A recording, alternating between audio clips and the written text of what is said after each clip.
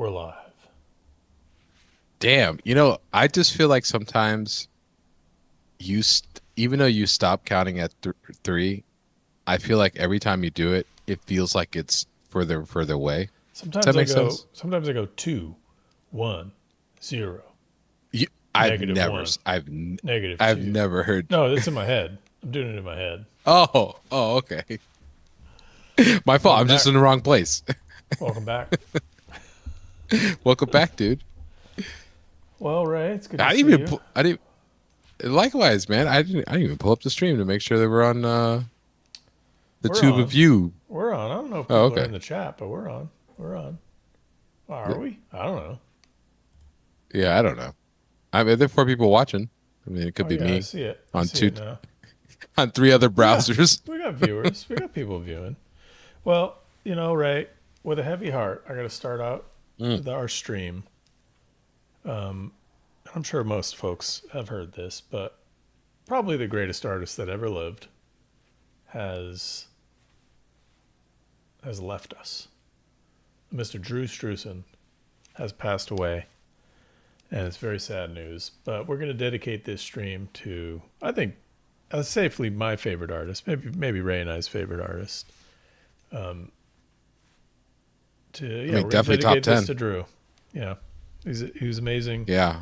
He defined an era. There's an entire age of art that has now ended, and it's up to us to carry on the mantle of great art making. Here, here. Dude, it's crazy. It's kind of hard to I knew he was unwell for a bit. Yeah, we Um made an announcement last year, I think. yeah, but it's just kind of I just didn't expect it now, you know? Is that weird? You know? It's like, Well, I think that's, wow, you know? yeah, I think you're right. It's shocking. You never thought it would really happen, actually. That's in my head. Now. I'm like, nah, this guy's a living god. He's never going to be gone. Right. But I don't think I actually ever got to meet him. You got to talk to him on the phone, right? Maybe met him in person. I did. No, That's I pretty did. I awesome. wish I would have met him in person. Yeah, so what I used to do in school was, and this was from I got this from uh, one of my mentors, Alberto Ray. You know Chico. You remember Chico. Yeah. Shout out to Chico.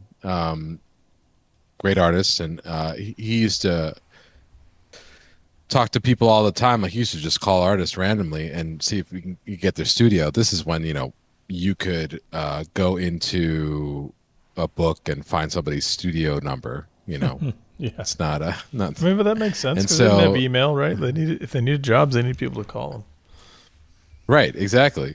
And you can usually find them at like the backs of all these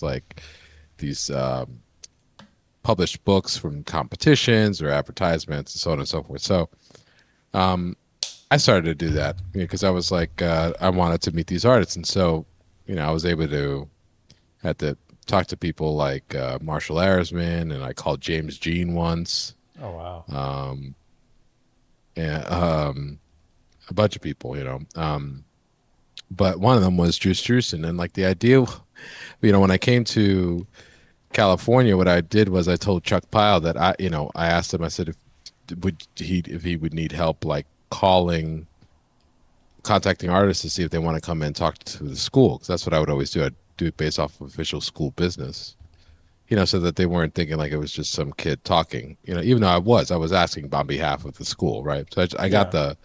I wasn't lying, but I got the go ahead, and I called Drew up Struzan, but so he and I asked him if he'd be interested, and he was like, at the time, he was like, I haven't taken a vacation in 20 years or something like that, and he said he had just finished up the Indiana Jones and the Kingdom of the Crystal Skull Oh poster, yeah. Yeah. Fantastic poster. He did and like 10 different posters for that thing.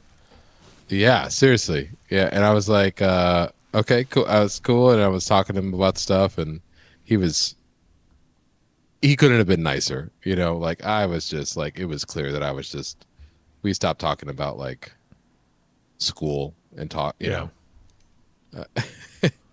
And yeah, do you remember that day when I called him? Oh, dude, totally, absolutely. Yeah, yeah, it was wild. And he yeah, it was like we chatted for a bit, and I thanked him for his time and stuff, and he yeah, that was it. I mean, it was like not it was cool. It was cool. It wasn't like he didn't give me any secret knowledge, because I would have used that He didn't tell you how for to hold evil. your how to hold your Prismacolor really quick. Yeah. Yeah. Here's my No, he was Just gotta very hold it soft from the spoken side. dude. It sharpens itself. Yeah. Yeah. So it was you know, yeah, bummer. I mean, he really brought, elevated the language of movie poster making. And it just has, a lot of people call him, know him for his poster work, but it's just something that I think it was an industry that he had excelled in because it fit his skills the best. But uh, at the time, like, that was what was in demand. But I think he would have easily been successful in something else. Oh yeah, I Um, agree. I agree. I think it hit his skill set perfectly. Doing good likenesses, Perfectly. something that he method for painting quickly and making corrections quickly. Like all of these things like fell into place, and it was like movie posters was perfect for him. Yeah.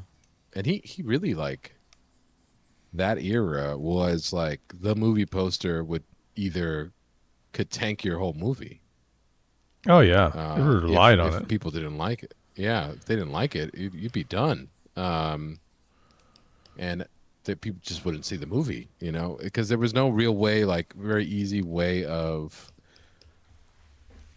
uh, accessing that, if that makes sense. It's like there was no, like, it wasn't easy to see a trailer, you know? Right, you'd have to go to the Um, movies. Like that, you right, couldn't even see a movie. I mean, in the '80s, obviously they had VHS and stuff, but we're talking like at least right before he started in the '70s. You'd have to like if you didn't see the movie in the theaters, you didn't see it. Like there's no way to see it. You have to wait for it to come back out. isn't that crazy? Truly nuts. Like, when you think about, like, like Fantasia or something like that, or Snow White. Once those were out of the movie theaters, it was it. No, nobody saw them anymore. And Yeah. then that's why it looks weird when you see a advertisement for, like, now returning to theaters. It's like, well, big whoop, But it was a huge deal because there just weren't, like, nobody was going to see it. There were a whole entire generation that hadn't seen it, unless you had, like, you bought something on, like, a film, you know. Right, But which I it's don't not even think like they would they have had that. no, they didn't really sell them like that. You missed it in theaters. You missed it. Like you just wasn't. You weren't seeing it, which is pretty wild. To think about. Hey everyone, how's it going in the chat? Good. Thanks for coming in. Yeah. So, Drew, when did you first know who he was? Oh I'm man, trying it to was think of. I'm honestly it trying was to. in art school. I didn't know that he was anyone before that. It was like I don't know. I think we've talked about this before, but like I was like super ignorant of art of illustration before art school. Like I think I knew who Frazetta Yeah, was. I knew who Norman Rockwell was, but like that's about it, man. Because my art it's kind of school nuts when. education was at Gonzaga undergrad. Like art history there was, you know, all the BS. I call it BS because I don't have a taste for it. But it was all the pop art essentially, modern art, pop art, abstract Right. expressionists, like all the stuff I didn't care about. I just like I don't get this. Like show me the comic artists, show me the cool guys that do great, really like figurative, awesome work. Yeah, I think a lot of that also was just kind of like shunned too, right? I mean, we're kind of taught to kind of encouraged to call that passe, I guess. Uh, Yeah, I think so. I I think remember. there's like a I, particular thinking about art that way. Go ahead, go ahead. well, I mean, I remember when I did. We were supposed to do like presentations on artists and stuff, and I did mine on Todd McFarlane, right? Yeah, You know, it was like I was kind of going against the grain, but even then, I had a buddy of mine's do one on Frank Frazetta, and I was like, whatever, you know, because it was just I was encouraged to do that. Like, what an idiot, right? And you know, come to find out afterwards, like he was encouraging me to. And this is undergrad. Like he invited me to come see Fire and Ice. He had a VHS of it, and I was like, "Oh, I'm busy." He's like, "No, it's like it's amazing," and I'm like, "No, I'm okay. I'm good. I don't need Frank Frazetta. yeah, that hack. What an what an idiot, right?" So, Yeah, it's yeah, funny. It's funny the sort of, I don't know, it was like there's this thinking of like, well, the old masters are great. Obviously, the Renaissance people are acceptable, even though they're all illustrators.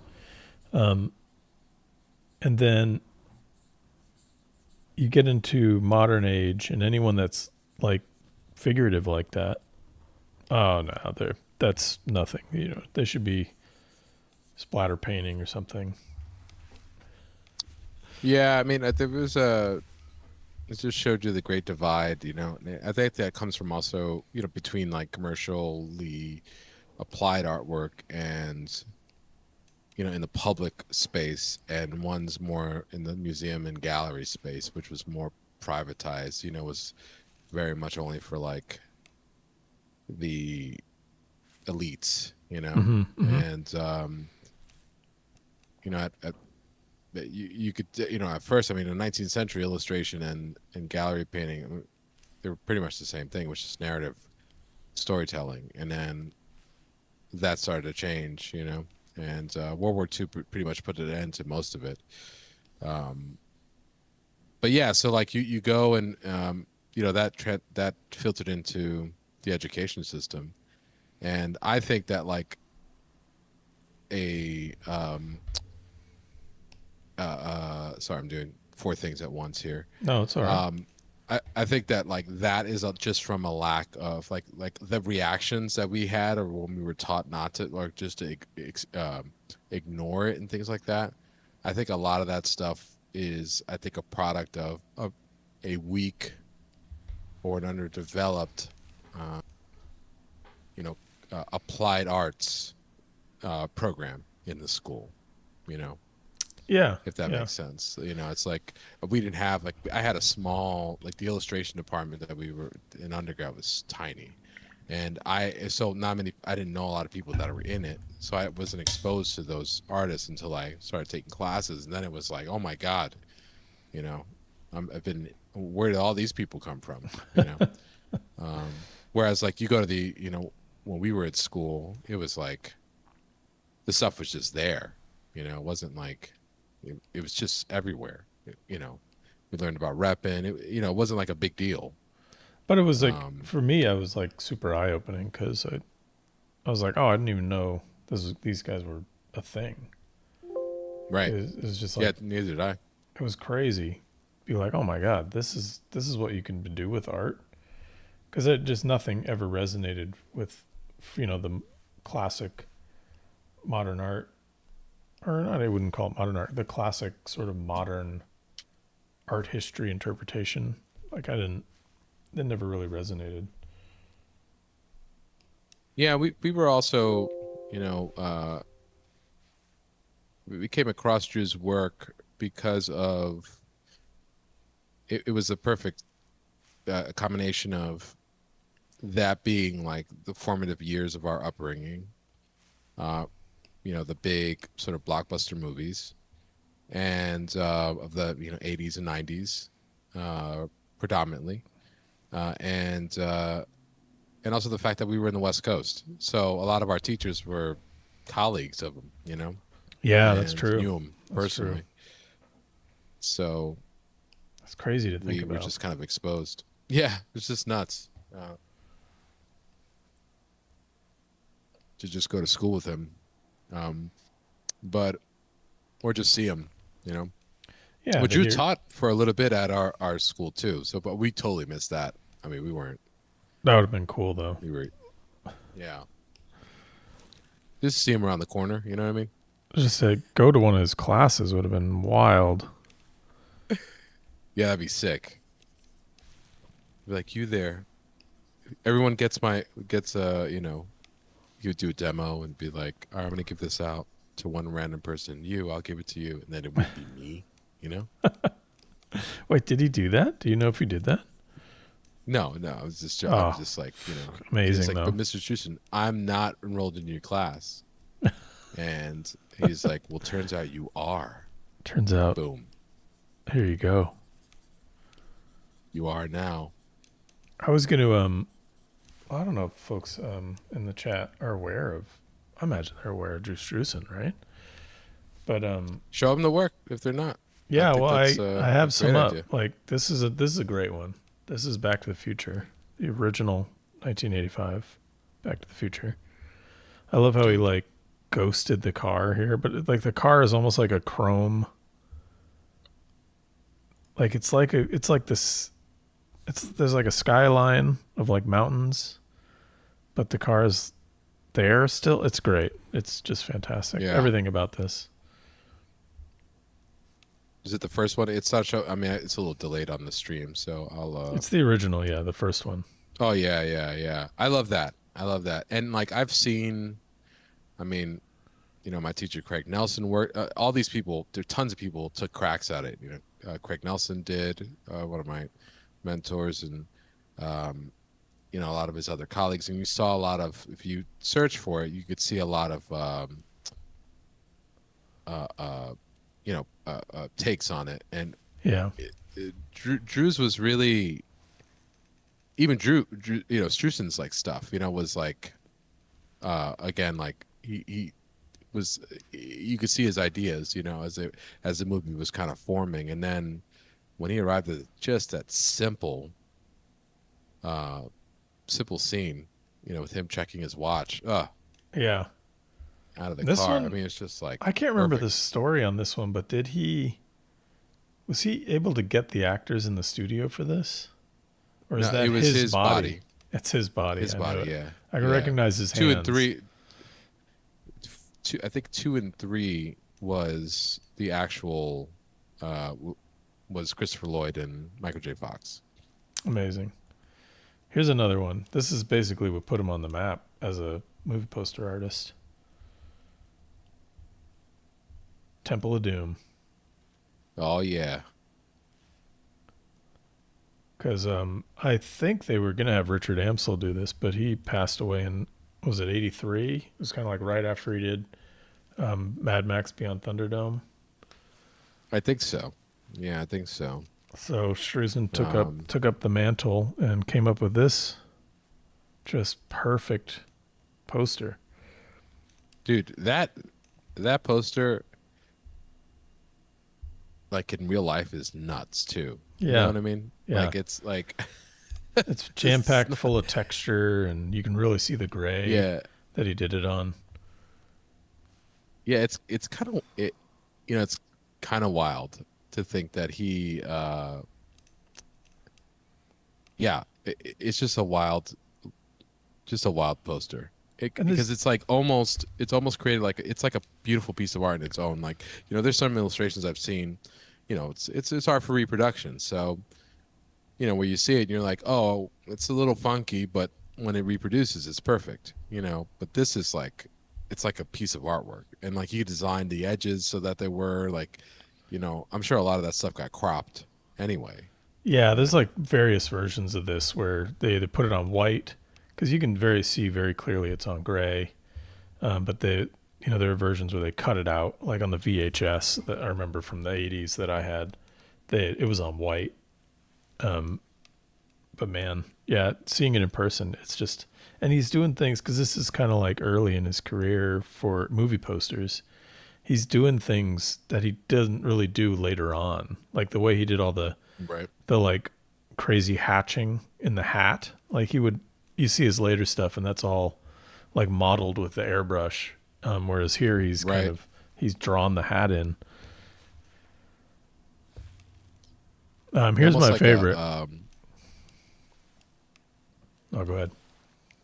no, it's like a really layered painterly look. With you would think that you wouldn't think it was color pencils and airbrush. It's like really got a beautiful painted feeling to it, just because he's just layering it as if you would like glazing and scumbling. Yeah, like even down the like this big negative space below the Indy fighting the dudes, you can see his brush work because when he would do those big areas, he would just paint them all in with black acrylic, and then he would airbrush over it to get these things. But you can see his brushwork down in the corner, where he's kind of like directionally sprayed with the hot red, and Yeah, it's yeah. kind of like catching the tops of the textures. Extremely cool. It's that's so brilliant too, because it makes it look like there's so much more information than there actually is. Yeah, yeah, and he knows like that area is just going to be full of text. That whole area. Right. Oh man, now here's my favorite. This is my favorite. Big Trouble in Little China. Like, come on, he's on I think it's the fire. most superior movie so far that you've seen. Oh yeah, yeah, Yeah. it's the greatest. It's the greatest movie. Yeah, One of the you greatest showed. movies of all time. But man, the way he nailed this, and that's him. That's his body. That's not Kurt Russell. Yeah. Because Kurt Russell's not even that Yeah. built in the movie. Like when you see it, No, he's no, no. like, I mean, he's built, No, but he's not he- like that built. Jack Burton, you know. You just watch your mouth, okay? Yeah. Check is in the mail. The check is in the mail. Yeah. I love that. I just love the design of the sky, the directional brushstrokes, just everything is just beautifully designed. Yeah, I can't even. I mean, I've seen all the comps. There's tons of comps, and I don't even think he did all the comps for this, but this Nope. is like the most perfect. It's just so well put together. It's crazy. Can you turn that in black and white? Sure. Are you in Photoshop? Yeah.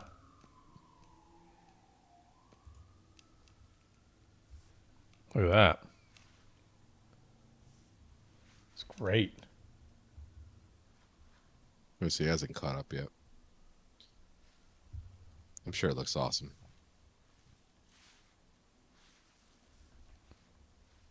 I'm watching a delay with everyone else. Yeah, Oh, there it is. extreme delay. Yeah. There it is. Dude, it's so good. God, that's so good.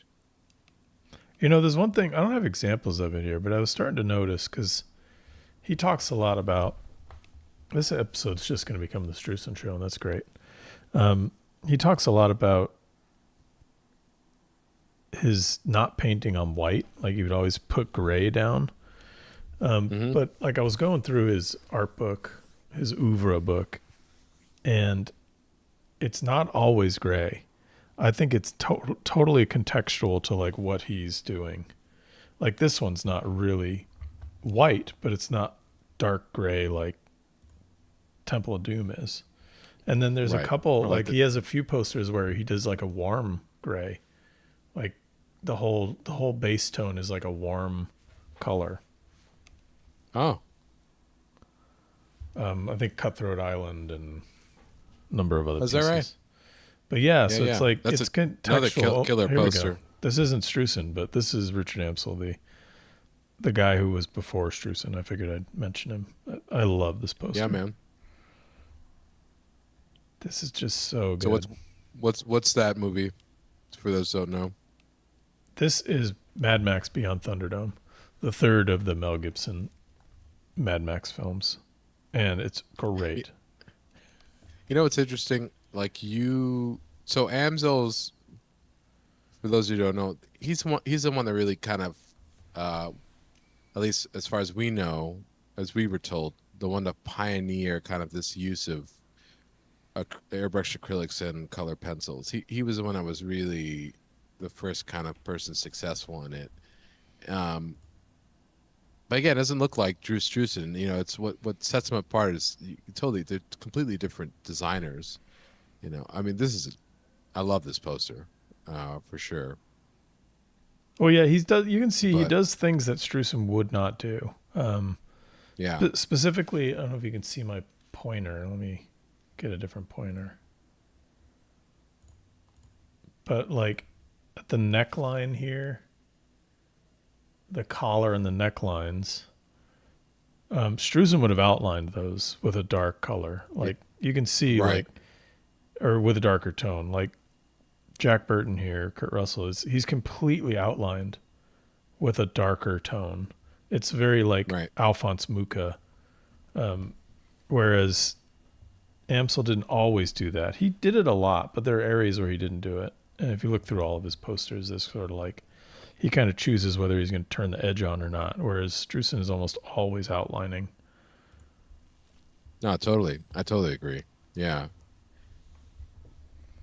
Always I think he's definitely more graphic, uh, than a lot of his uh, contemporaries. I think that, you know, like a lot of people that were working at that time, I think once he started to be showing like kind of I felt like once he showed a graphic take on that technique, it really set the bar for it, you know. Yeah. Yeah. Man, I Because wonder who I mean, owns like that. I mean, I know Amzel would do. He was graphic in a different way. Like he did a John Wayne um, movie poster. I think it was the last John Wayne film.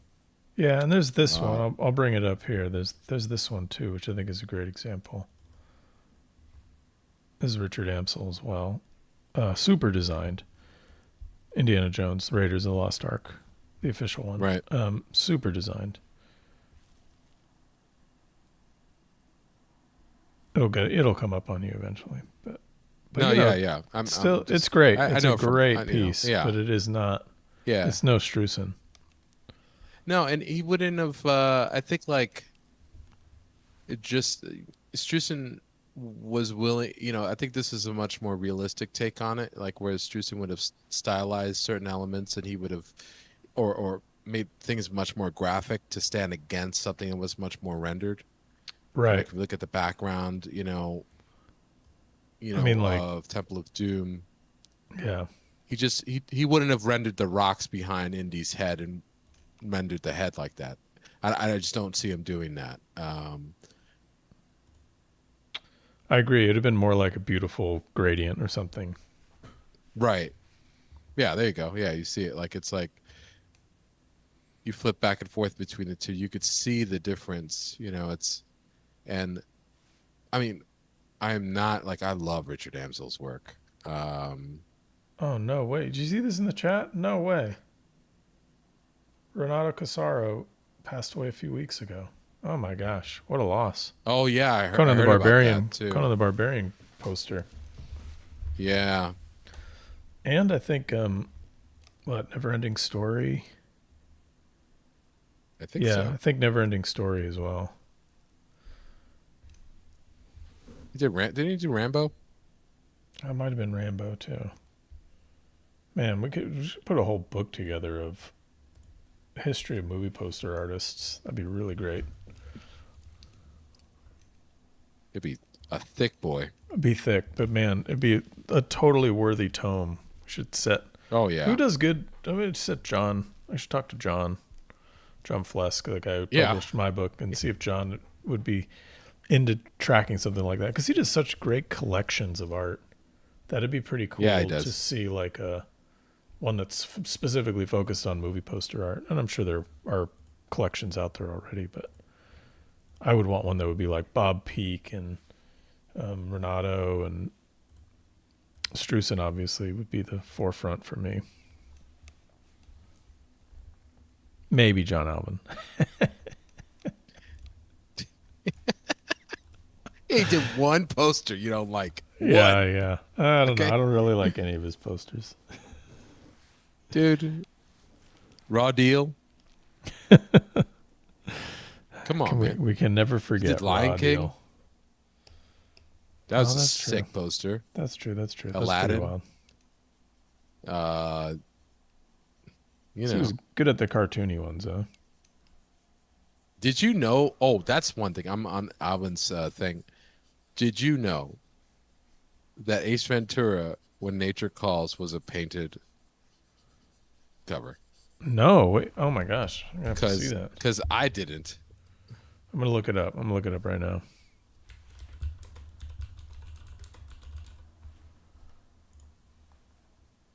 That looks like a photograph.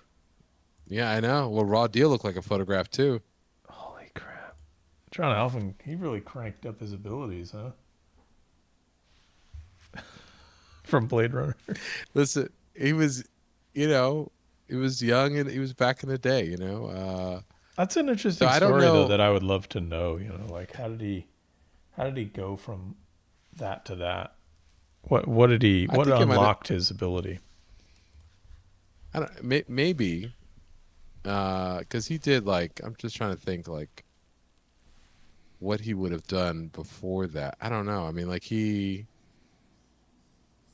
What movie posters were around at that time? Oh, Blade Runner time? Yeah, yeah. So like that, I think that this is when like Well, there's the a lot of stuff Bob was Peak like, stuff going on. yeah, yeah, and like, but Struzan hadn't, like he was still like montage painted realistically. The next big, you know, Titan was starting to, it hadn't really emerged yet. It was like right at that time is when it had happened, right? Right. Because I mean, what was Blade Runner?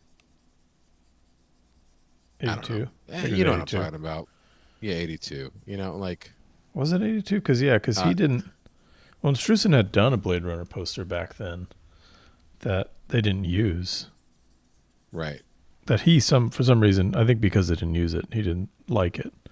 But Well, like you it's think like, great. okay, so he had done like the thing. So Right. this is early Struzan. That was 82. I'm looking at it right now, like Conan the Barbarian, Tron, Raiders, E.T. I'm just looking at like, oh, he did Rambo First Blood. This is like not, it's awesome.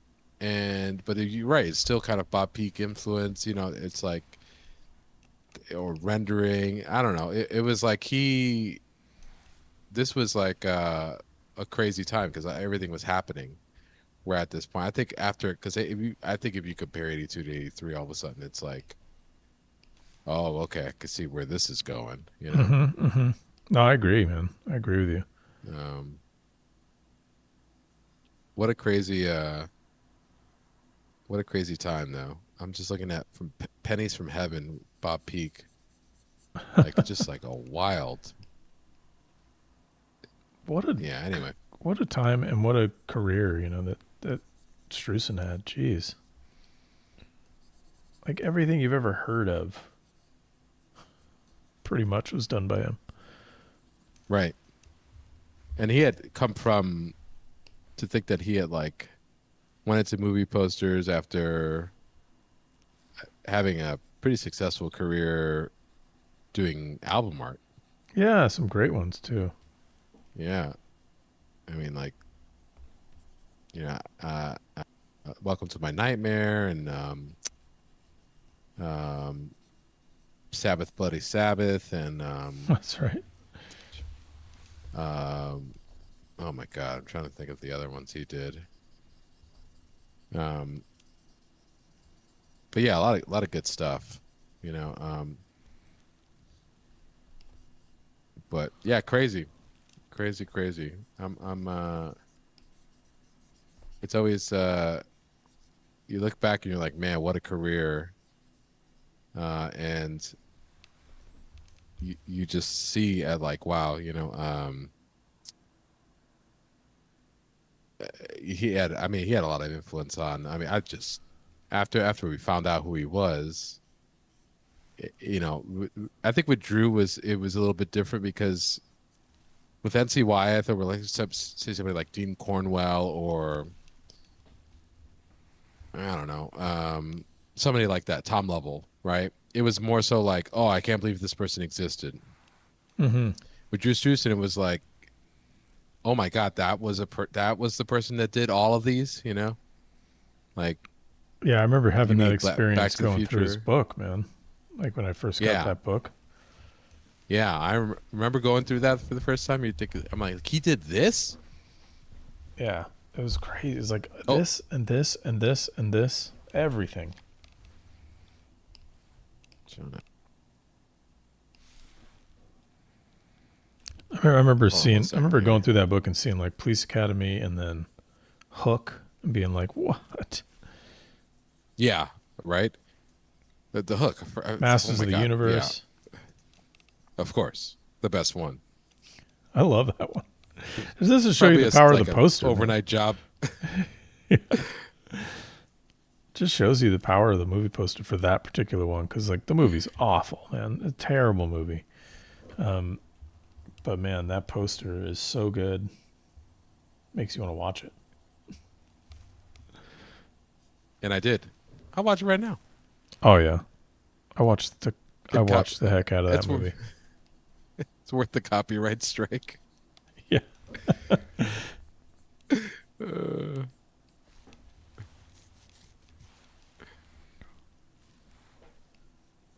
Uh, too good, dude. Yeah, it's Oh, so I guess we got some questions here. Harsha says, "Have you guys worked on IPs that you were big fans of growing up?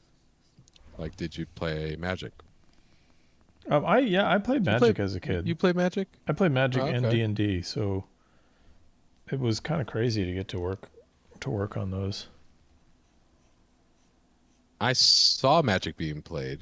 Um, I didn't really have friends that played it. You know what I mean? Yeah, I mean, I had a similar situation where I lived somewhere where I had lots of friends who played it and then moved to a new city where no one played it. So that's when I stopped. Right. I played a little bit of BattleTech Oh, yeah, yeah. when that was a card game. Did you ever play, I mean, I don't know if you played any role-playing games, but there was a role-playing game called Shadowrun way back then. That I know of Shadowrun, but I didn't became a play it. video No. game, but the Yeah. role playing game was like, oh, it's like Blade Runner, but with orcs, and I mean, we loved that shit. We ate it up. I remember seeing all of the TSR advertisements in like my comic books, thinking Yeah, like, yeah. is this a video game? What am I looking at here? They made like everything Um, back then. yeah, I saw the. It was like what was it? It was like a looked like Macross. I, man, I could picture the advertisement. Looked like lacrosse, like the game. No, Macross. Oh, oh. I'm not sure what that is. Um, you know, it's oh my God. Um, what's the other name for Macross? Like Oh God, Mac. Oh, I'm sorry. I know what you're talking about. Robotech. Robotech. Robotech. Yeah. Yeah. I think it was like, this is semantics, but I think we always pronounced it Macross. That's probably why, because we were like I'm sure you did. dumb Good. kids who didn't know anything, you know. Well, good. Well, good for you. No, I'm probably. I have no You know, idea. I I'm don't know like. the right way. Oh, neither do I. I was gonna say internally, by internally, just in my head, it was Macross. But I remember it being, yeah, Robotech. I think TSR got sued, right? Did they get sued because of that, or like it wasn't like they did not have the rights and it looked exactly like it? I don't know. I don't Probably. remember. I know BattleTech did. They were like, Oh, I know you Big Trouble in guys Little just China did. basically they got sued. Yeah, by TSR. Because the little like one-eyed monster No, thing looked too much like a beholder. are you kidding me? That's Oh what my that's what I heard. god, I've never confirmed this, but I heard that there was a lawsuit against John dude. Carpenter. Oh well, they obviously lost.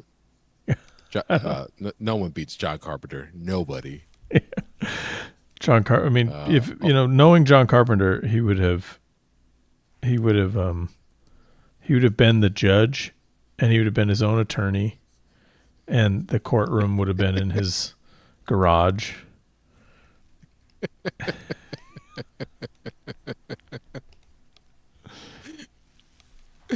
oh, You're going up against John that's Carpenter, man. You're gonna have amazing. to go to his house. Yeah, you're gonna have to go to his house. Can you imagine that? He would have built like the judge stand like out of cardboard and painted cardboard and like spirit gum. Oh yeah, Oh my god! 100%. Can you imagine the mallet he would have designed? Yeah, he designed a mallet. It would have. He would have designed like a special symbol, like for the Oh, mallet to hit. And be like, oh, I like to use this in my movies a lot, and that's what he would. dude, He would have scored the amazing. court. He just scored the court Of battle. course, of course, of course.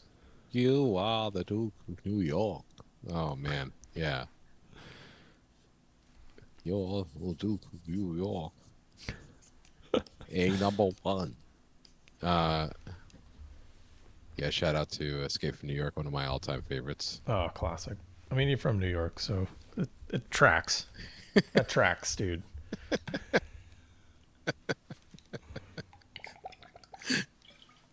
Of It's just course, of like course, you would love. e- everyone knows that all New Yorkers like two things: Seinfeld and Escape from New York. Yeah. So what else is new? I swear, I don't know if this actually happened, but I think we went because there's Escape from New York Pizza in San Francisco, and I think That's right. there was something in my head where I was like, I got to take Ray to this. He's gonna love this.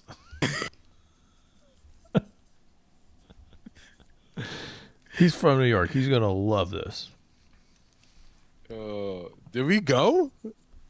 I don't know, I've been a whole bunch. I mean, obviously it's not like legit New York pizza, but it's pretty good. Oh, okay. When people say that, it, it means that it was mediocre. Yeah, I mean, it compared to New York, the New York slice. Yeah, Yeah, I mean, if you're saying it's a New York always slice, if you're in my saying youth, I would have been much more hard lined. But I've grown to understand that there are more types of pizza than a New York style. dude, there's one. Well, let's talk about pizza for a little while. There's a place here that does Detroit style pizza, which has become Yeah, like it's really grown on me, man. I like Detroit style pizza. it is. When it's done right, oh my god, it's pretty damn good. Do you know why they? Did you read up on the history of it? No, Do you know why it looks the way it looks? Like why it's served? it's like Well, square and it's like all traditional. burnt on the edges. Yeah, it looks like a Sicilian pie, but it's not, right? It's like burnt on the edges, but and it's cut. They're at least like the pies are smaller, traditionally speaking, and the Yeah. original Detroit style pizza was made that like that because it was made in they baked all that stuff in pans that were old oil pans that were made for GE for the Oh, factories so this is there. like a Rust Yeah, Belt thing. It's like we don't have anything to yeah. cook in, so It's like, yeah, well, we're gonna cook it in, and they had tons of these pans. They're like, why don't we just throw it in there? dude, that's great. That's great. Isn't that crazy? That's like, remember in like Back to the Future 3 when he's at like the market and they got a pie. It's like a pie pan, but it's made by Frisbee. Yeah.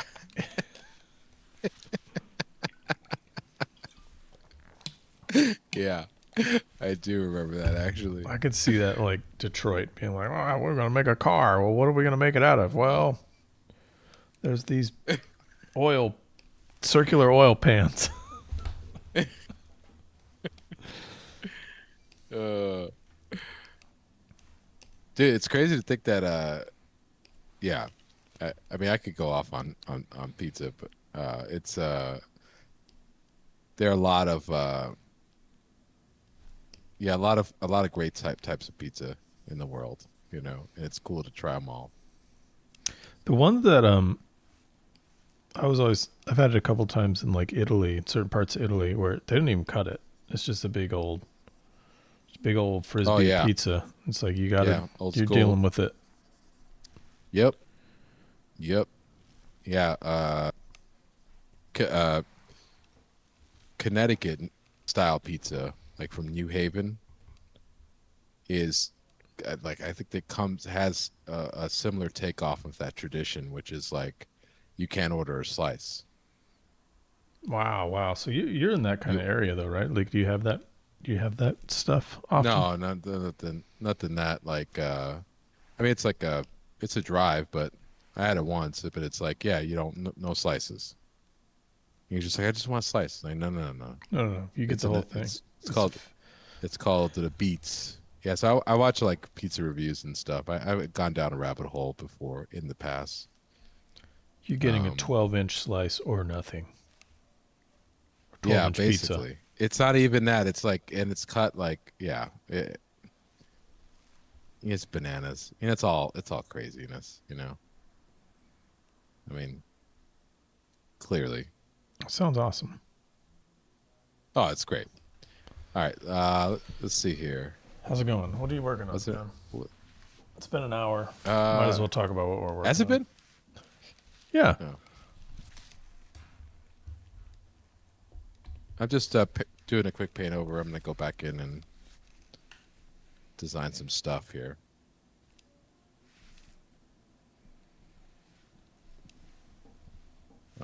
Let me see if I can. I'm trying to make sure I. Dude, your painting's looking great. Oh, thanks. I'm just kind of Jesus, like I'm when trying did that color came out of nowhere? I'm just trying to rough in some colors to get like an idea of where this is actually how I normally work. Just trying to rough in some colors here and figure out what's the best approach.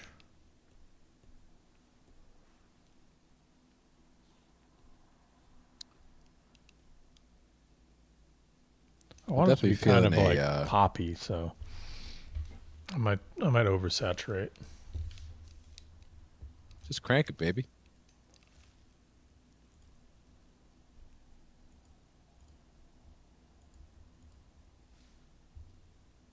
What would Strusen do? You know, Oh yeah, he'd crank it.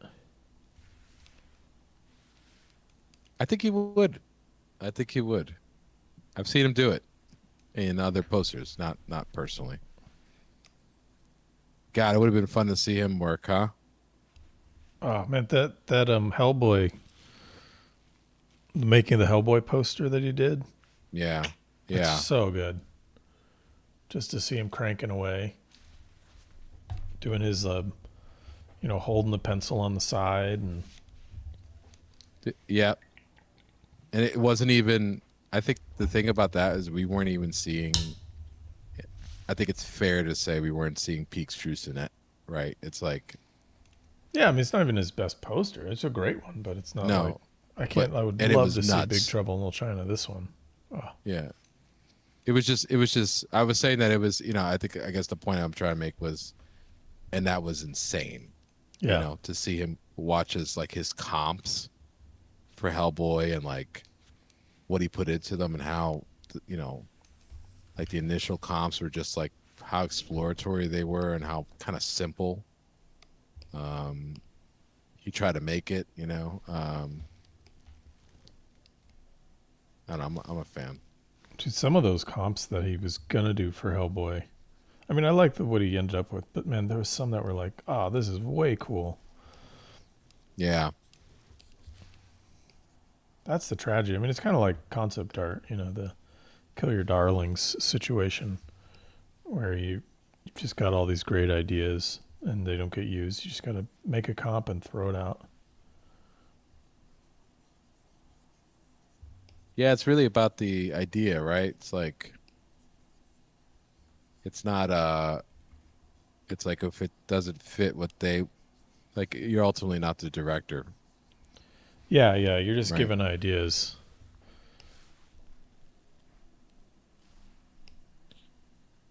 I like to take things to completion, I guess. I'm an illustrator, so I'm always like frustrated by that aspect of concept art.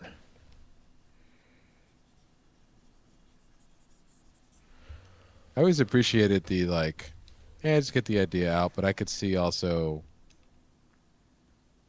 I also have gallery painting, where I'm like, that's what I do is I have finished stuff and illustration. And so really nothing gets thrown out unless it needs to get thrown out, if a painting goes bad. And, but I could see that being frustrating if was your only artistic existence and you wanted to like really yearned for doing finished stuff. Yeah, no, I've heard some concept artists actually say that, like, oh, they got out of it because they wanted to finish stuff. Yeah, I could totally see that. I could totally see that. All right. I think this idea is done. How's it going? Oh, so you're working on like a little comp, yeah, like an illustration comp. Yeah, just a little quick like, okay, what is this going to look like, sort of thing, and just kind of figuring out what it is I want to do with it. And I can get into. I really just care about the overall kind of flow of it, like, I don't know if I like it yet, but it'll get there. I like the idea for sure. I like the idea of like the clouds coming in and really blasting like a God ray light on it. Mm-hmm. I was trying to figure out. I was trying to kind of bend the city as if it were almost in the silhouette of a hawk. All right, like you're trying to reinforce that hawk shape. Yeah. I didn't like, It's like, honestly, I didn't like how they did the hawk shape in the film. it sucked.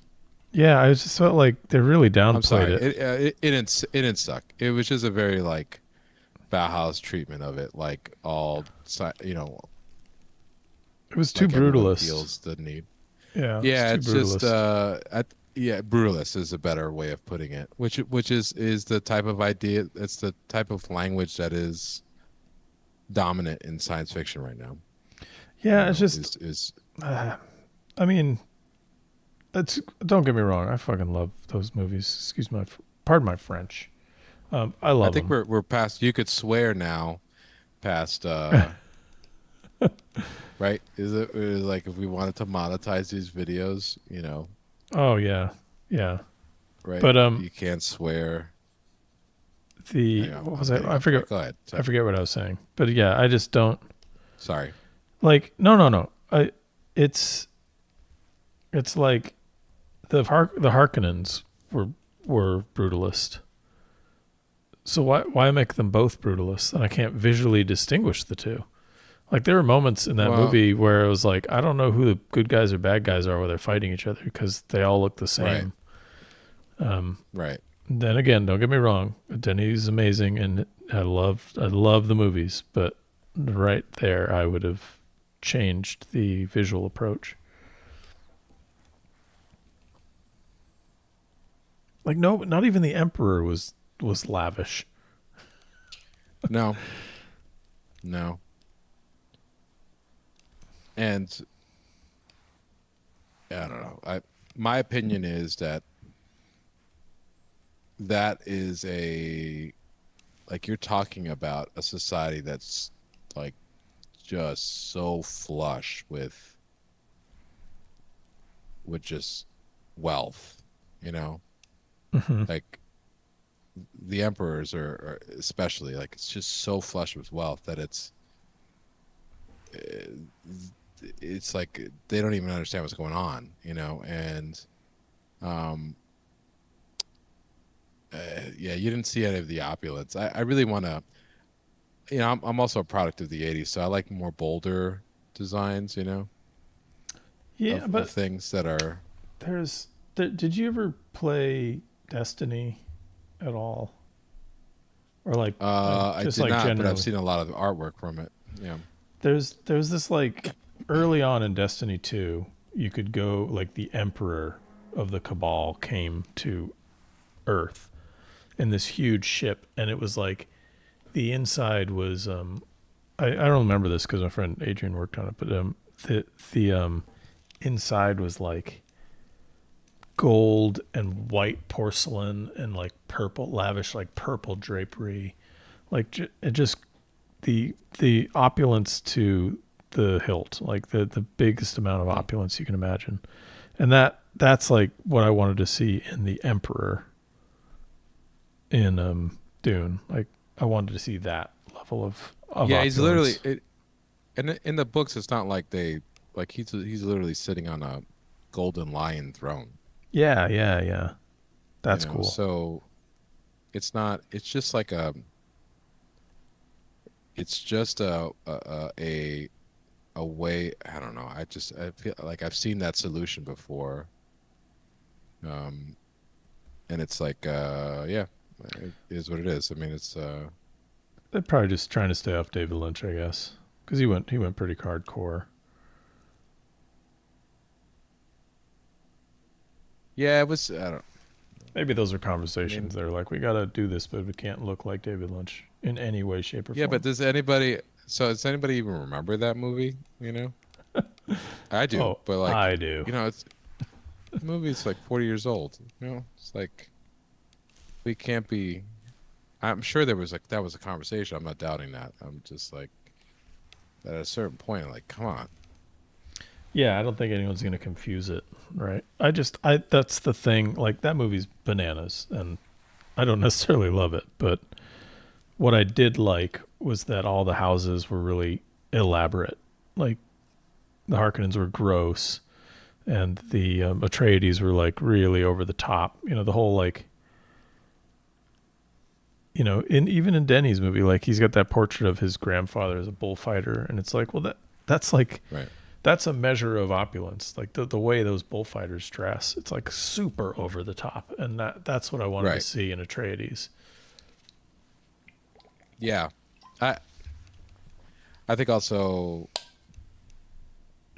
you know, culturally speaking, they're very much like they're not as they're a house that is not as wealthy, and also they're tied to nature quite a bit, and they're tied to like their big thing is loyalty, you know, and so in order for you to have a ruling family, they would have to be kind of respected by all kind of clans. And so I don't know. I had these ideas like you wouldn't they wouldn't be dressed in black. Yeah, there's You just know, like that's not what I would the see. green and yeah, like the green and red should have been yeah, I don't know, but it's not. It didn't fit the tone of the movie too. So like I get it. Like it's you know we got to be serious. You know, Yeah, this was yeah, Dune we're talking about here. You know, we can't be messing about. and it's not obviously it's Or not is going to be perfect, but I well do love because them. you I know do love them. we didn't work on it, so how could it Exactly. be, Can you imagine? Oh, that'd have been a great project. dude? Well, I mean, you had creme de la creme people working on that. You know, why am I blanking on George's last name? Who designed? They designed like most of the vehicles. The designed the Thopter. Oh yeah, Oh, I know what you're talking about. I'm blanking too. Just want to look it up.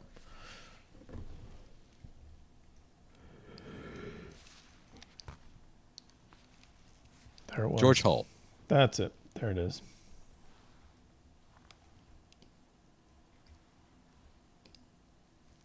George Hull. Yeah, Great artist. Great work. dude, just sketches in pencil. You know, maybe a little marker here and there. I bet you Yeah, he doesn't even own a single add-on in Blender. but he doesn't know how to open Blender.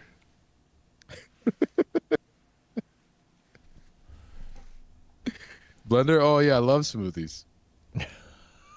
No, I'm not hungry. Thank you. Yeah, thank you. It's nice of you to stop by. Yeah. That's it, man. You know, it's like yeah, that's hilarious. What? Blender?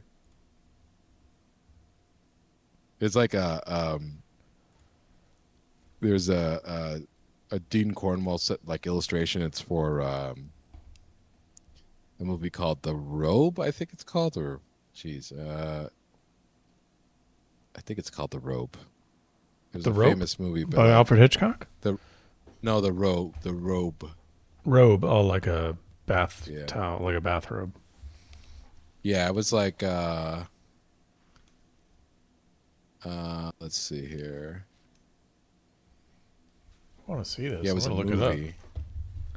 Dean Cornwell movie poster. How cool.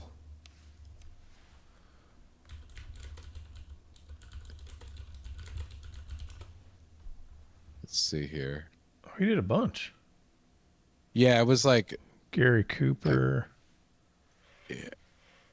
it was supposed to go for it was based off of a movie. I don't know what it was done for. But you know, the joke was like he had no Oh like yeah. I was told that it was like half of this stuff doesn't even have anything to do with the movie. Like Yeah. and I could It's like just Romans think of and him stuff. saying that. Yeah, yeah. It's based off of like it was like the robe of Jesus or something. I think I could be wrong. No. Or is it Something about Caesar Joseph's or Technicolor Dreamcoat? Maybe.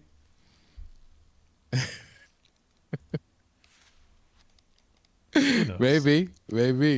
You know, It's so good. that'd be great.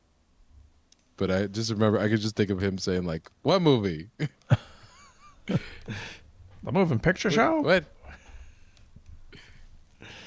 I mean, not that he would be. I mean, he hung out with the Barrymores. You know, Yeah. did you know that?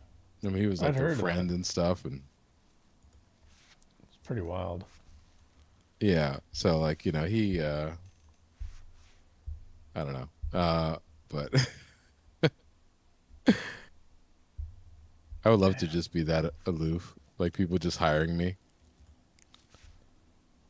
You know, I just like we love you to do this. It would just be a medium that I would just have no idea. Like what?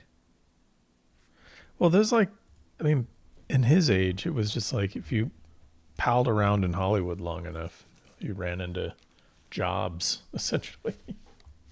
Right. I mean, they probably asked Wow. him as like a favor. Like he'd probably ask, you know, like, can you do this? Um, I don't know. I don't know what I'm talking about. Great paintings, though. Who knows, man? We're sleep deprived. We're doing it live. We're doing it live. This is good material. I mean, I think I'm nailing it. I just feel bad for you. I mean, you're really phoning it in. I don't know what I'm doing. Well, you're finishing an illustration. Oh And yeah. Well, this is the thing. Like, process-wise, for me, like this is all sketch still. Like I would, when it's time for me to like paint this, I would cut all this out and make it into different layers, and then like paint the background as like one big piece so that it felt more cohesive. And but I don't know, maybe I won't even do that. Maybe I'll just leave it rough like this.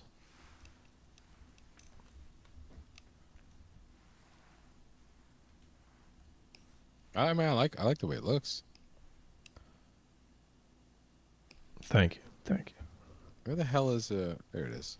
Yeah, it's great, dude. Just looking at it now. Looking at 20 minutes ago. Not, yeah, right? How do we cut our delay down? Yeah, you could I don't know. Maybe there's a setting I'm missing. Are you just like, how close are you to the Hadron Collider? Is that why we're getting some time displacement? Oh yeah, that's true. I forgot about the whole tenant situation. You know, I haven't finished watching that movie. Dude, it's crazy. At first I think I've seen it twice because I was like, no. Like I watched it and I was like, no, it can't be bad. It's good. I like it. But I don't know if I do. So I had to watch it again because this is Christopher Nolan, right? It's like, this is Christopher Nolan. There's got to be, I'm missing something. And when I watched it again, I was like, okay, I get it. It's a little too, he went too far, essentially. It is great, but he went too far. I think that is, this is me pie in the sky stuff, but I'm glad that he went too far, Yeah. If I'm glad he figured out, like, he was in a position in his career where he could figure out how far he can go. Yeah, I mean, he did Inception, right? And he was like, man, I really messed with people's minds there on time and all this stuff. Let me try one more time to mess with their heads.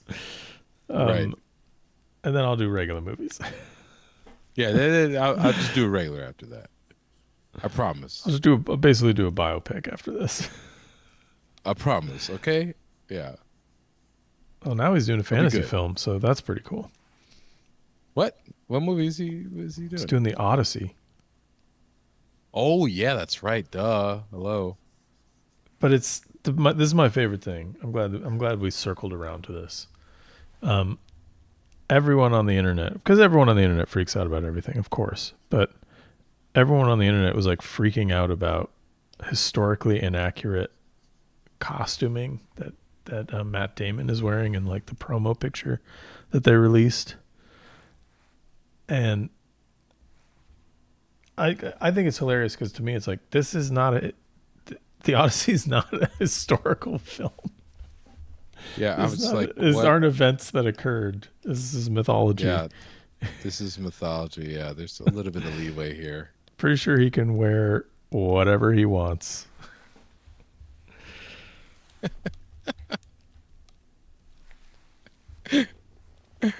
That is funny though. But That's yeah, funny. it's gonna be. I don't know if you've heard about this movie, but man, he's like shooting it on film, and he's gonna do as much practical apparently as he can possibly do. They were already talking about like they made this giant, huge puppet for the Cyclops. Wow, that's gonna be wild. And he's never done. Like, in my opinion, I don't really think he's done fantasy other than The Prestige, where there seems to be like some magic in it. He's never really done a fantasy film. Well, I'm glad he's picking something that's like pretty easy, like the Odyssey. Jesus. Yeah. A movie that can't be made in one film. Like, there's no way he's going to do the Odyssey in a single film. Right. Like, what? Well, yeah. I'm it's just impressive, man. That's impressive to me. That's got to be. I just get stressed at the idea of tackling something like that, like one of the great stories. I know. like I mean, Dante's Inferno. You know, like it's huge. It's the. I mean, yeah, and we haven't really seen a film version of it. Yeah, I mean, there's the Armando Sante one that came out that was made for television, and it's awesome. It was made for television, so it's sort of like right. it's low What was the budget. one with the? What was the one with the? I guess it wasn't the Odyssey. With the dude from so Ralph Fiennes, is that his name? Oh my god, why am I blanking on Oh, this? that is the Odyssey, but it's not the Odyssey. It's like the last bit of the Odyssey where when he gets back to his hometown after 25 years or whatever, his wife Right, is being like courted by all these suitors, and he's in disguise, and he has to like shoot the arrow through the axe handles, the all of arrow that. through the thing. Um, Right, all cool stuff, but like I mean, obviously this is why I think Nolan's up for a big challenge, because someone made an entire movie out of the last chapter of the Odyssey with Ralph Fiennes or Ray Fiennes. Ray Fiennes. Sorry. Yeah. So it's like, how's he going to Y- make this film?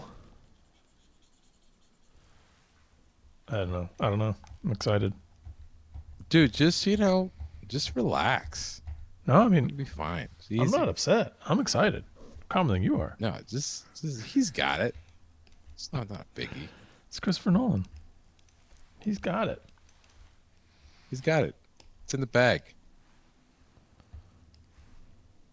I wonder what he's like to work with. I hear he's quite difficult. But I've also heard some great interviews that he's not like a yeller like James Cameron. And he doesn't say much. So there's this like interview with Gary Oldman, and Gary Oh, I Oldman, remember that one. yeah, where he's Right. talking about the Dark Knight, and he Yeah, does a take, there's more at stake. yeah, and that's Right. it. Like that's the Sorry. feedback. Sorry, I That's it. totally messed up the. Go ahead, tell the whole story because No, no, I'm no, like interrupting you. no. I mean, that's it. That's the story. Well, okay, I guess for the folks who have in the chat who've never heard of this, but he does a scene, and the Christopher Nolan just says, "Okay, let's do it again, but there's more at stake." That's all he said to Gary Oldman. That was his direction. He didn't tell him how to read the line, which you shouldn't do apparently in Hollywood. Um, he just said that, and Gary Oldman was loved it. Like he said, "This is exactly the kind of direction I like to work with." And so it sounds like he's like a minimalist director, and I hear he doesn't keep his takes that he doesn't like. I hear he destroys them. Wow, really? Yeah, like the takes he doesn't want, he just gets rid of them. My God, wow, wow. Good for him. Holy. Oh, yeah, well, in the chat, yeah, thoughts on the Odyssey outfits. I think we addressed that, but yeah, I think people are freaking out over nothing. It's a fantasy movie. Here's the official LiveBrush take. Just don't worry about it. Just don't freak out. It's in the bag. I think if it was like Rome or something, like a movie about Rome that was actually a historical film, then yeah, they should probably get the costumes right. But this is the odd. It's like, oh, they didn't get the costumes right in Clash of the Titans. Like, Yeah. it's a mythological story. It could set at any time period you wanted. Does it feel believable? Yeah. Does it look cool? Yeah. I don't know. I think it's like Much Ado About Nothing. Not the Shakespeare play, but the phrase. Shakespeare? Shakespeare. Yeah, it's like, oh, there you go. Talk about Shakespeare. It's like complaining about the accuracy of the costumes in Romeo and Juliet. Yeah, there you go. Never happened. That's a perfect analogy. It's a perfect analogy. Thank you, Ray. You saved us. I only make perfect. So that's why I made it. It's like Raw Deal. It's like raw deal. You imagine if I busted out a quote from Raw Deal. Oh my god. You got a raw deal. That's all I remember from raw deal. That's all I remember too. Actually, I'm trying to think. Did I remember that? He definitely says it. It's one of those. Like, Definitely says it. I know. I know. I It's always like- confuse Raw Deal also with Commando.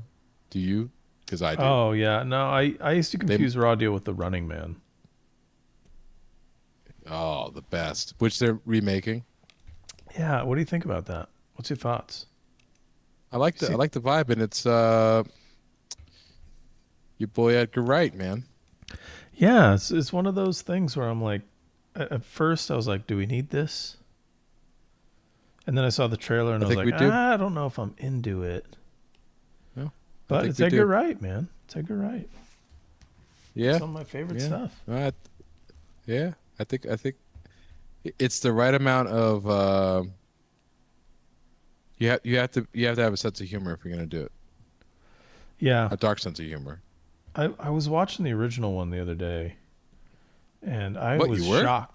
Yeah, I was shocked at how ridiculous it is. Like everything, it's like it wasn't written for Arnold Schwarzenegger. like, Oh, yeah, probably was. like they have him delivering so many lines that like Arnold shouldn't be delivering these lines. It's so weird. Yeah, he did flawlessly. I hadn't seen it in so long that I just didn't know what to think. Who did Paul Verhoeven direct that? No. Let me look it up. I had it at the time. The Running Man. What's the rarest word in the world? The Running Man. Oh, Dude, wow, Jesse Ventura Yeah. didn't even know. I just didn't even know. Is that Paul, before or after Paul Predator? Michael Glasser is the guy who directed it. Who did? What did he do? I think. Well, let's see. He did like the old Starsky and Hutch television show. I'm trying to look at stuff that I know. This is why I think I mean I like Running Man, but I think it's like low quality compared to the other Arnold Schwarzenegger movies around it. Tyler, what's your problem today, man? I just want some hot takes. That's all. Oh man, he doesn't like The Running Man. Who doesn't like The Running Man? He just called it low quality. Oh yeah, compared to. Let's just pick one let's just movie. pick one. Conan the Barbarian. You can't. Well, all right. Yeah, it's just like, Yeah. comparing Exactly. anything remotely set in World War II's time to like Saving Private Ryan. It's like All I'm saying is the costumes in The Running Man, they just weren't accurate.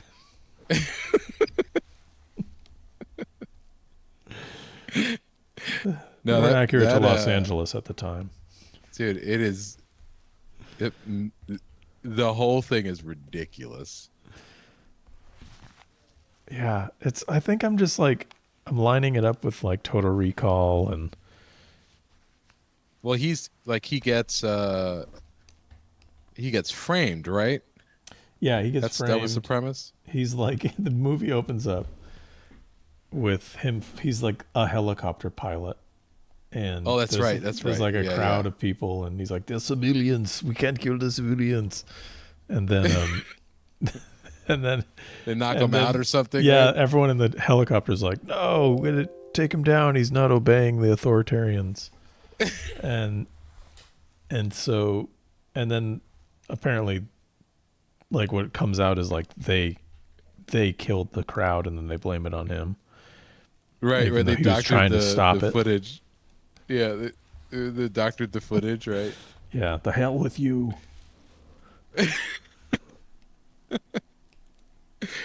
Oh, I mean, that's good stuff right there, That's good. It's good. It's really hard to beat. dude. It's just well, I just love the new premise though. It's like, I need a life saving.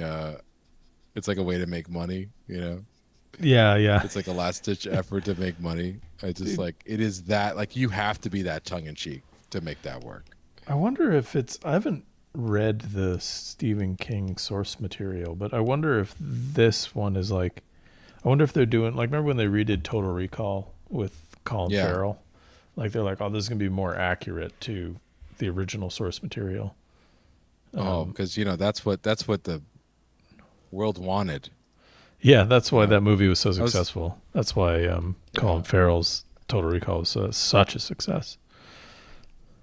yeah it's one of those. I was so looking forward to seeing it. I saw it and I don't remember seeing it. Yeah, because it was like, You know. what? What was this? Was this a movie?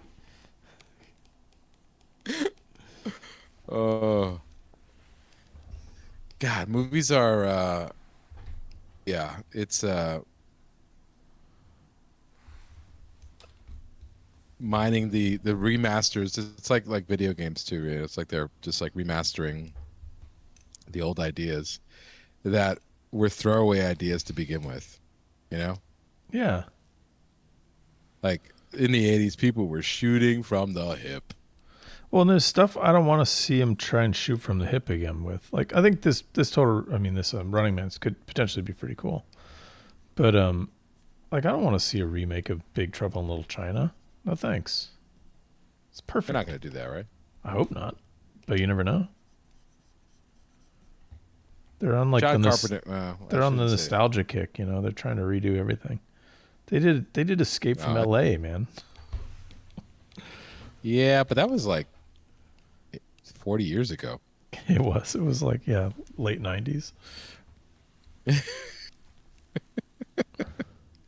It was a long time ago, dude. Who was I talking to that they referenced something? It was like, well, what about this? I'm like, dude, that was 35 years Yeah, ago. yeah, exactly. Nobody remembers that. I don't know, man. Well, they're redoing everything. Remember. What about Special Edition Star Wars? It's 30 years ago. Dude, can you believe that? Yeah, crazy. Yeah, it's wild. That's crazy. I remember going to see them in theaters. Yeah, I well, like I'm like video games are the minefield for that. Like they're just like that is what they do is the remakes and the remasters and the remasters of the remakes, you know. Oh yeah, Uh that's like entertainment. I mean, That's just how they do it these days. but I will say the like some of it is like they nail some of it, whereas like I was just recently playing Shinobi. You ever played Shinobi from the original Sega Master System? No, no, I was a Nintendo Dude, kid. so was I. Oh, well, I And missed that one entirely. yeah, family friend had the Master System, and it was like this. It was way more powerful than the Super Nintendo. Um, but it was like, of course, it wasn't. It wasn't the success that the Nintendo was because Nintendo was kind of first and blah blah blah blah. But so, uh, it had Shinobi. I remember he had Shinobi. I don't know if it was a packing game for him, but he had it. He had that Ghostbusters, which was like amazing. Um, at least on the Master System, and yeah, and it's something else. I forgot what it was, but yeah, I played the hell out of that game, and it was like so hard. But they remade Shinobi, and it's like kind of the same way they remade uh, the Running Man in a sense. Like they changed the premise, but uh, it's amazing. It's amazing. Is what I'm basically saying. It's like Oh, okay. I'm just it's like it's all beautifully hand drawn. It's got like this anime style. The same people that did. Do you ever play Streets to Rage 4? Um, was that on Switch?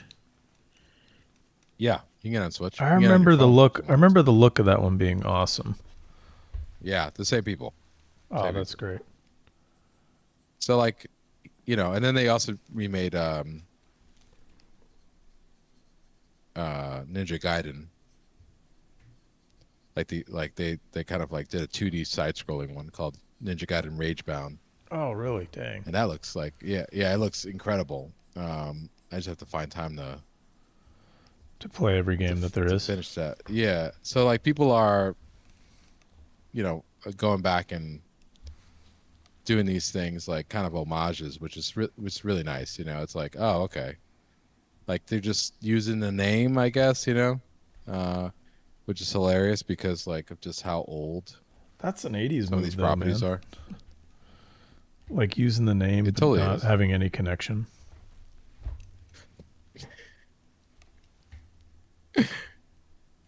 Like what? Like freaking well, yeah, like Total Recall and all Or those other like ones. Troll and Troll 2, like not connected at all. Or like Warlock and Warlock 2, like not connected in any way other than like one of the actors is the same. Oh yeah, we did make a movie. That's why it sounded so familiar. Oh man, in the chat, Nick DeLuca, yeah, dude, the Matt Reeves Planet of the Apes movies, they're perfect. There you It's go. crazy how Yeah, good they are. there you go. What about Marky Mark Wahlberg? Oh, the Tim Burton one, not so much, not so much. Although I did like I really liked the practical makeup effects they did in that. I thought that was pretty cool. Jesus, I forgot it was Tim Burton. Yeah, yeah. Wow. Like I liked that they took the risk of being like, well, we're gonna do the practical like the original Planet of the Apes. But man, when Weta came in and Matt Reeves and Andy Serkis, oof, Dude. they nailed it. It's Yeah. just a masterwork. Right. Then there's that. Right. It's like, Yeah, Troll 2. Hell yeah. Troll 2 in the Room. Double feature. If anyone's looking for a double feature. I say you do the RoboCop trilogy, triple feature. Oh, with like where he fights the samurai. Isn't that the one that Dude, don't.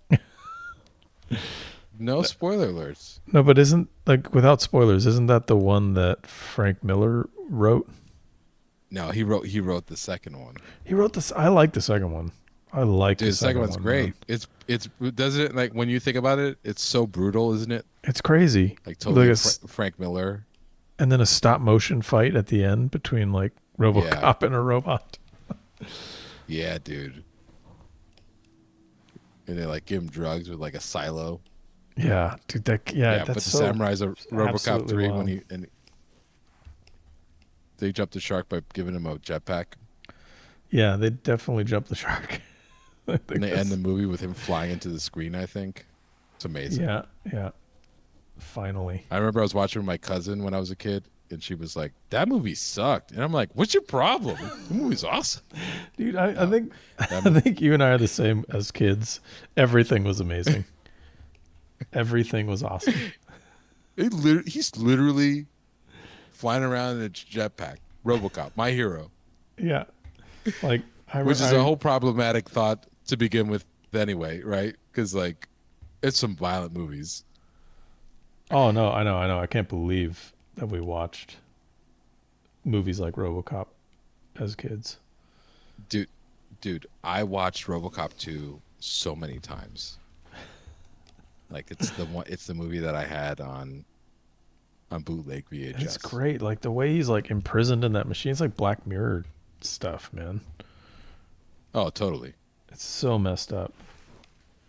And Oh like yeah, the yeah, all the yeah. like And the like experiments like with the other yeah, that's what I was robots. just gonna say. Yeah, yeah. The dude's just like freaking out, like and kills himself. Like realizes that like Yeah. That he's he trapped in just a goes machine. insane. You know, Yeah, not for kids. just kills everyone and shoots himself in the head. Oh, it's amazing. That's so good. Oh, amazing. It's like they were trying because that wasn't Paul Verhoeven. I don't think they were like trying to one up Paul Verhoeven or something. Right? Yeah, I like as if right, like the first one. The first one was definitely more like It's a tongue in dark, cheek. dark comedy. Yeah, it's a dark comedy. But yeah, yeah. Um, Robo- But it's so good. let's let's see here. Oh my God! What? Do you know who directed RoboCop 2? No, no. Dude, John this is Milius. gonna be a LiveBrush exclusive. Exclusive. Uh, I want you to try again. I can't even imagine who directed it. Tim Burton. I really want you to try again. You're getting close. Richard Donner. You're getting No. close. John McTiernan. I would say you're in the realm still. Oh, Shane Black.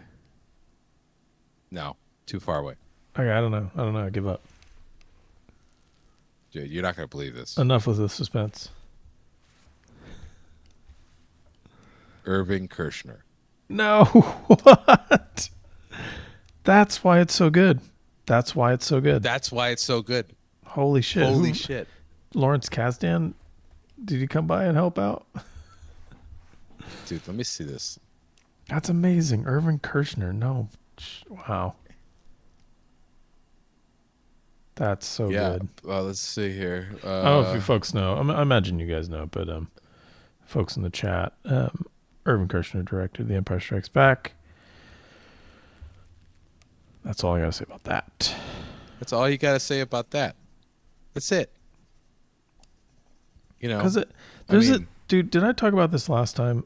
The revisionist history that's going on with Star Wars. this was in your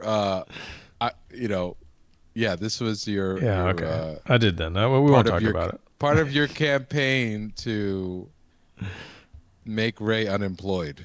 Yeah, that's right. That's by right. association. Yeah. By I won't bring it up. I won't bring it up. But that's crazy. Irvin Kershner did RoboCop 2. Go to your local video stores, kids, and get RoboCop 2.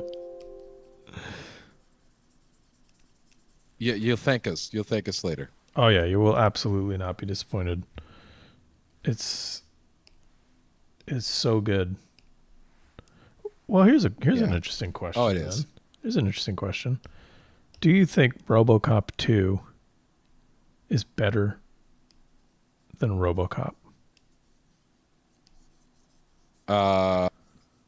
It is very much like I think stylistically it's a different movie. It's like Alien versus Aliens.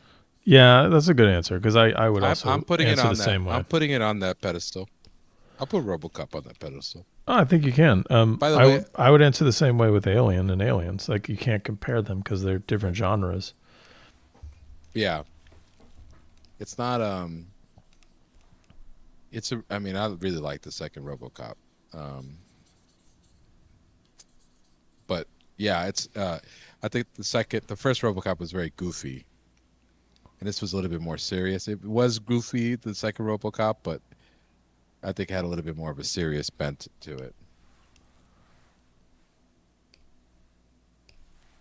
There you go, hot take. No, I think this is good. I like this. I mean, the first one was crazy. Don't get me wrong. Yeah, I like the first one a lot, but you're right. It's a different kind of movie. It's sort of it's just that weird Verhoeven-ness that's hard to describe and hard to explain. Like it's a really subtle black comedy. Yes. And like commentary, right? But RoboCop 2 is more of like, oh, this is kind of like RoboCop movie. This is like a sci-fi movie. Yeah. That's a great way of putting it. Yeah, I think it's it's more of it's a great story. It's like this dark dark sci-fi story. Um, yeah, it's commentary. You're right. You're totally right. It's like this is what I think about commercialism and society in a very heavy-handed way. Yeah, yeah, Just like like a you did with classic. Starship Troopers, you know. Totally. That's exactly what I was going to bring up. Um, which I loved. I saw that in the theater. Oh, I love it. I love Paul Verhoeven movies. They're just Yeah. amazing. By the way, that's when I realized he had done RoboCop. Isn't that crazy? That and yeah, that was I think around Starship Troopers when I realized he did RoboCop and Total Recall, and like oh the That's vibes right. And because Total they're Recall. Yeah. all the Yeah. same vibes. Right.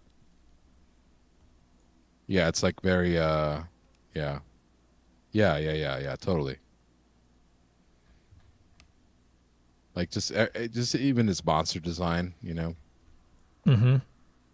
Oh yeah, like Quaid. the everything in Total Recall, man, gets me. That's one of my favorites Dude. of the era. I. Oh man. Yeah. It's that's like just really solid science fiction. You know. I don't know what else to say about it. It's like it's a great take on like a short story. Um, I think like that good is like that was Philip K. Dick, Yeah, right? I think the Do it, book's called like "We Can Dream It for You Wholesale" or something like that. right.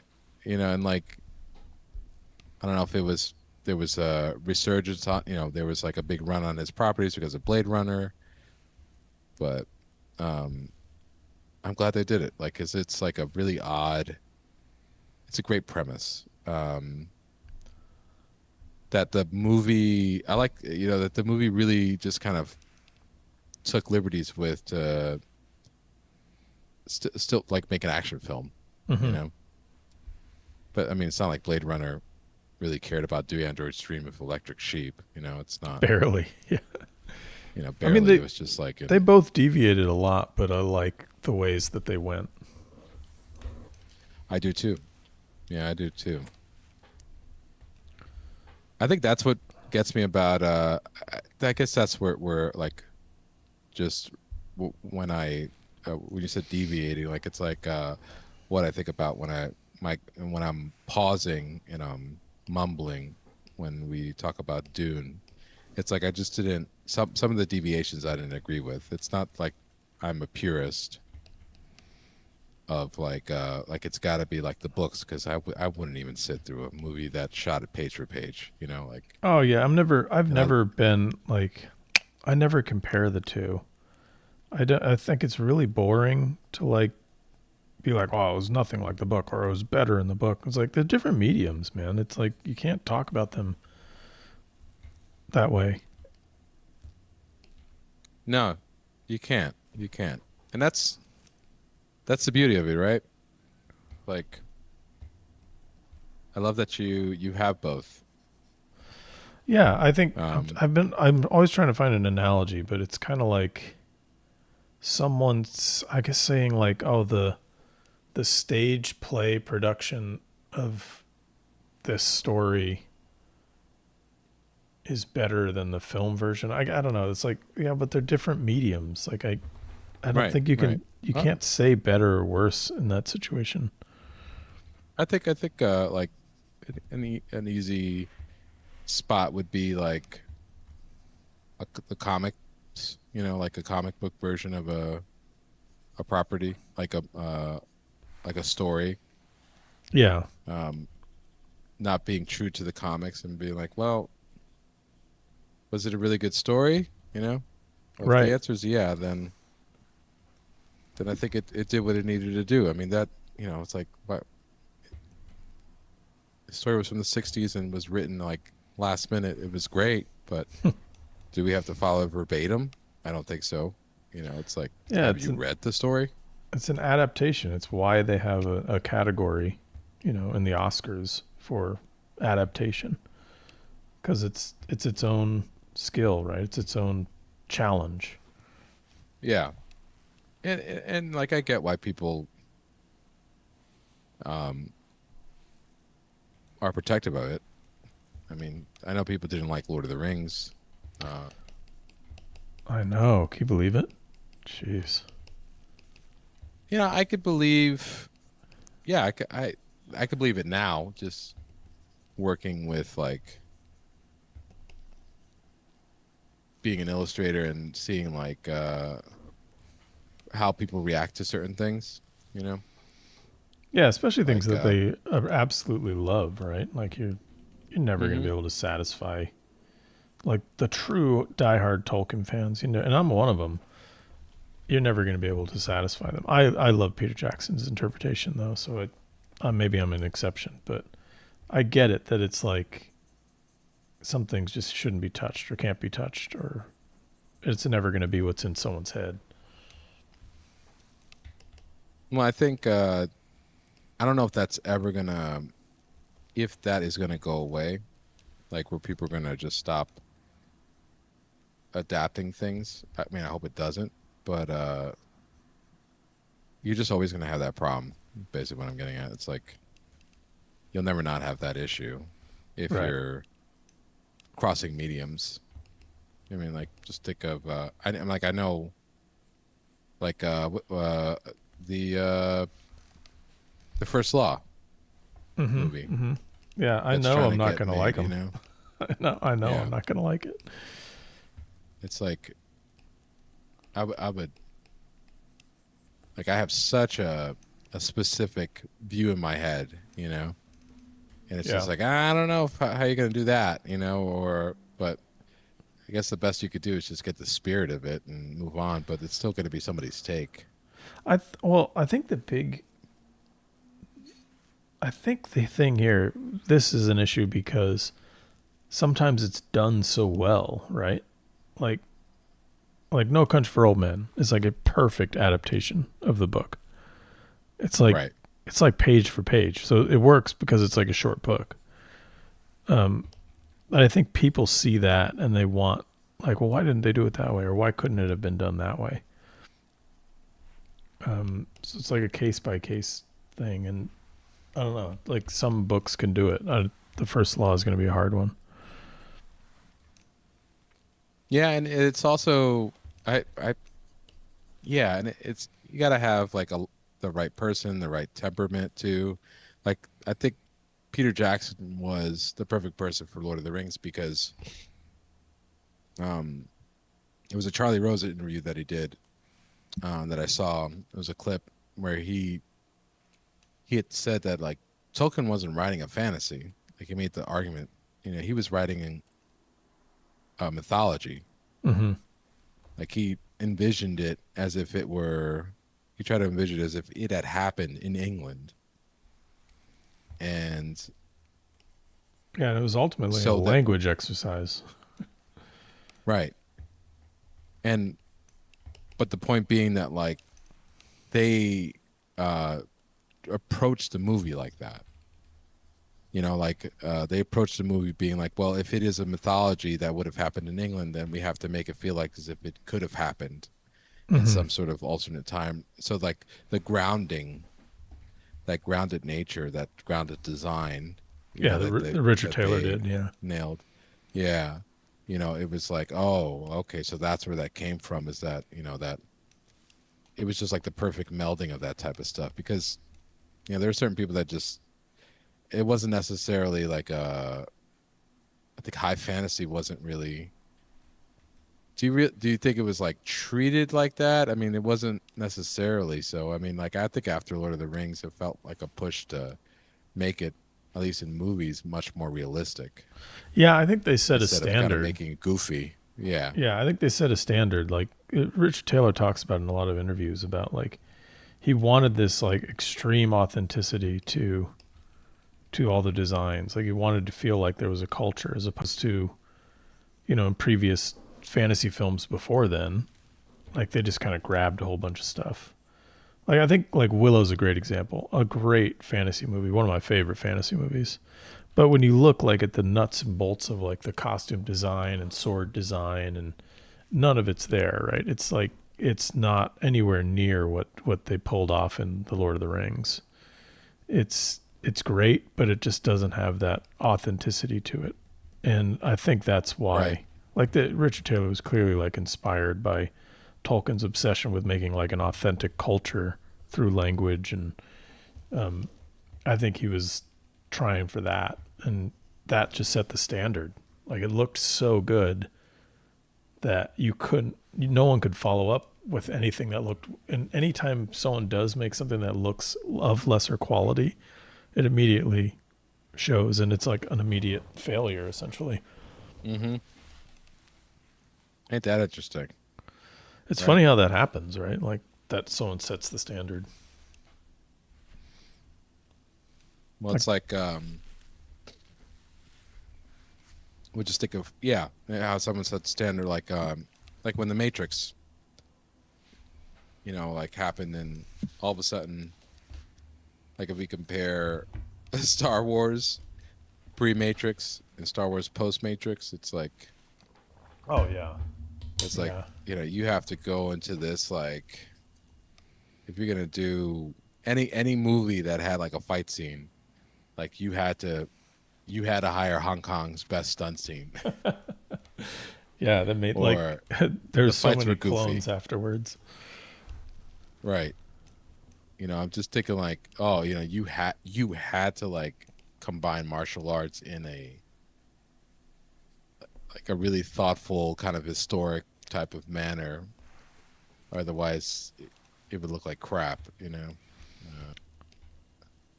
Or like I was thinking, I was thinking like, even like Matrix aside, like Jurassic Park, like set the standard for digital animation right, in VFX. right, right. No, you're right. You're right. It totally did. I mean, that's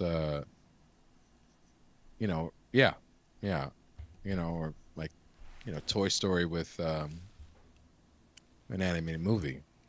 Yeah. Because everybody thought it was just goofy to do computer animation. Like, it was fine for like fun commercials, like a kind of a parlor trick, or kind of like you can't sustain an audience's attention for that long with something like that. And they were like, they proved otherwise, that the medium was able to do that. And then everybody was coming out with a 3D animated movie. Isn't that interesting though? Like, when it fails and then someone pulls it off. So like Pixar pulled it off.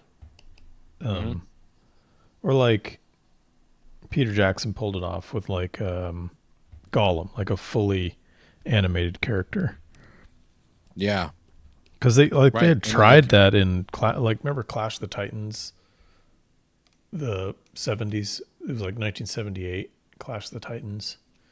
Hell yeah, dude. Ray Harryhausen. Yeah, they were gonna have the main bad guy, Caliban, I think was his name.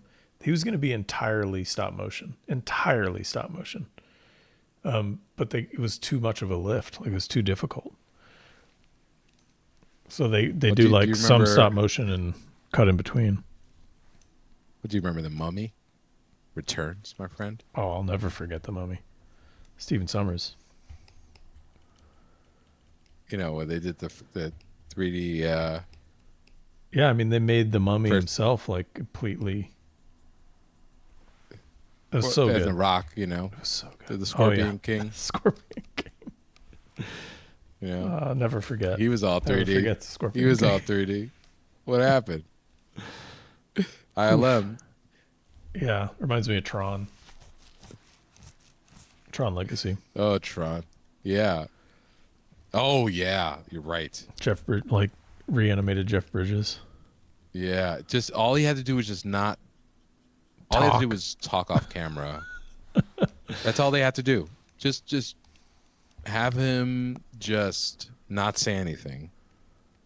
Yeah, I feel that way about Tarkin in Rogue One. It's like they should have. And Princess Leia. Yeah, they should have had Tarkin just be like, he should have just been a reflection and like say a few lines.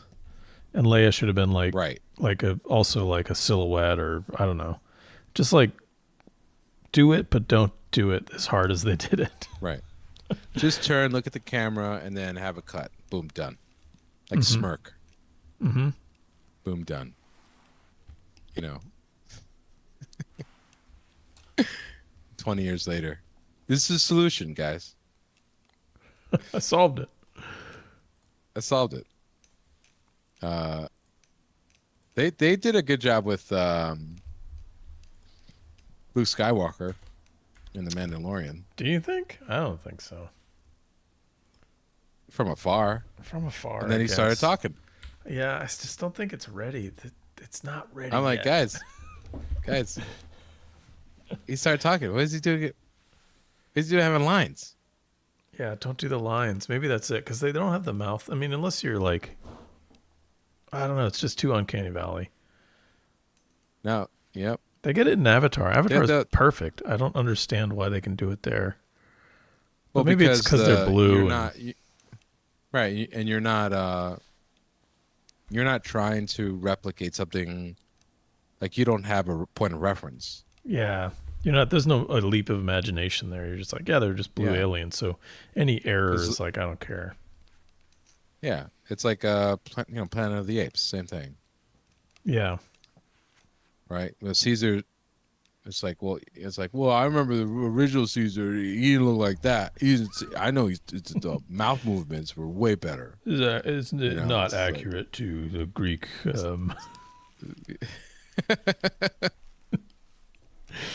Yeah, it's just terrible. It's gonna be terrible. It's not accurate to how apes Absolutely speak to one another. amazing. Absolutely amazing.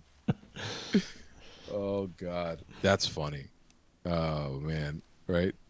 Great, apes from that era wouldn't have used that dialect. Yeah, they wouldn't have talked that way. So this They is wouldn't have talked BS. that way. This is BS. This is a BS movie already. I haven't even seen it. Oh man, yeah. People just like to hate, so it's Yeah, I know. It's like there you go. it's you Chris. It's Christopher Nolan. Like, give him a little latitude. Pretty sure it's gonna be great. know? I mean, listen. He should be just, I like the fact that they're also like, I don't know, if I were him, I think I'd be like, yeah. Like I'm glad that people aren't all happy about it. Yeah, you gotta Keep stir me up a little, honest, you stir up a know? little controversy. Gets people in the seats. Yeah. Dude, guess I what? don't know. It's like, what? We're at time. Are we done? Can you believe it? How'd it go on Dude. your end? I was just kind of putting some new shiz. I was just getting started. Oh man, you just got started. Stream's over. Just getting started. All right, let's see what you got. I got here. You pulling the plug on me? I'm pulling the plug on you. Let's see. Like bad movie already done. Let me see this shit here. Oh my god, dude. It's like incredible. Oh wow, thank you. I think I'm having fun with it. I think we're in a good spot. Why don't you delete it? If you're not going to use it, you should just pull Christopher Nolan And just delete. and just delete any artwork you're not using. Anyway, good shit, dude. That's awesome. Yeah, yours is looking great too, man. I'm excited to see how this is gonna come out. It's been Yeah. like a passion project of yours for a while now. It has been, and I got to get rolling on this. No, just, so I just can- let it be. Take your time. Take as much time as you need on it. It's looking amazing. You gonna put snow on those Thanks, dude. mountaintops or what? What are you thinking? Yeah, Oh, great. yeah. Should I? I think I should. I think you should. Right? I think it needs it. I think that I always like the sort of scatter noise effect of like the contrast between mountains and snow. Right. It always looks good in the back. It's like a cool Yes. point of interest. I agree. My only problem is I don't care what you think. Ah, See, shit. that's Yeah, where the that's gonna be a problem. conflict is. That's gonna be a huge That's- problem. Talking about not caring what you think. Who are you, sir?